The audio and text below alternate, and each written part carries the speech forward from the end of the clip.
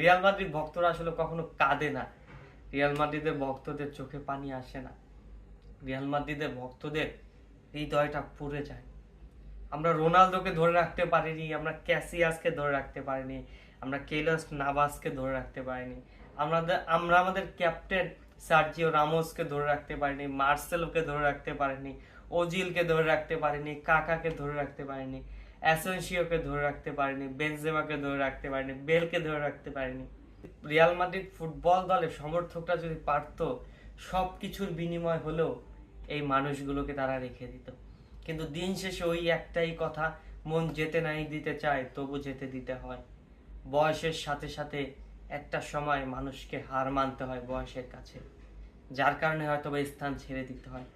কিন্তু দিন শেষে রিয়াল মাদ্রিদ ফুটবল ক্লাবের প্রত্যেকটা লিজেন্ডারি ফুটবলারের বিদায় হয়ে গিয়েছে ঠিক একই